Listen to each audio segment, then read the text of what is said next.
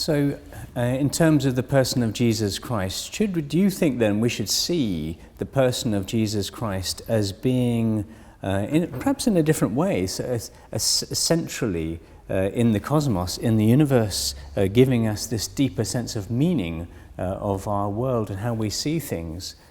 What do you think?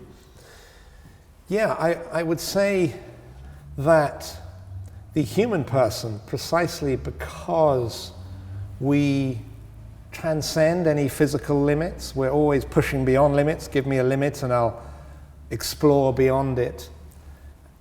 So our characteristic human behavior is witnessing to the fact that we're not satisfied by an ecological niche in the way that animals are. We're not satisfied by simply deterministic interaction with our environment in the way that physical things are. We are looking for something more, and we're aware that there's a good creator, a personal being behind it all, inviting us to act well. And that person is ultimately the person for whom we're looking for, and who is our environment and our ecosystem. So it's natural for humans to look beyond the physical world and to use ritual to search and to yearn for the ultimate. Because human beings can only be satisfied with the ultimate because we are intelligent and free. Anything that's not ultimate cannot satisfy us. We will always look beyond it. But it's also a personal ultimate in whose image our own mind is made. So whether we could expect this God to come close to us is a very delicate thing to say, but the claim in Christianity that this intelligent creator who has thrown the whole thing across the eons of time and space and who constantly holds it together and is personally inviting us to respond, has become human, makes a beautiful sense of that. It completes the jigsaw.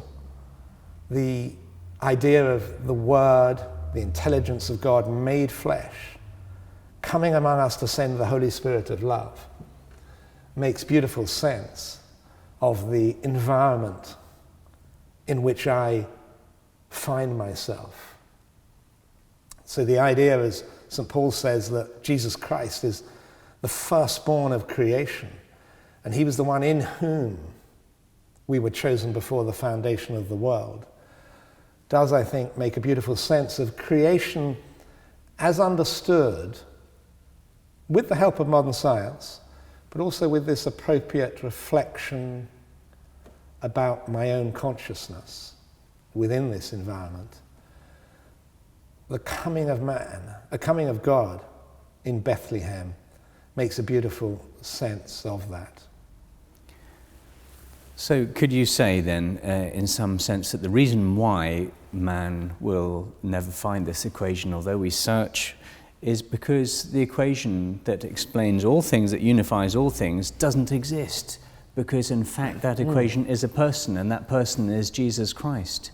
Yeah, the equation, I would say, just applies to the physical world, the objects of our senses, which we see, at least at the biological level, act in predictable, patterned ways according to natures of things. They have law-like behavior. In that context, physical things, the stage for human action and human loving and human yearning and human receiving of God can be described as an equation.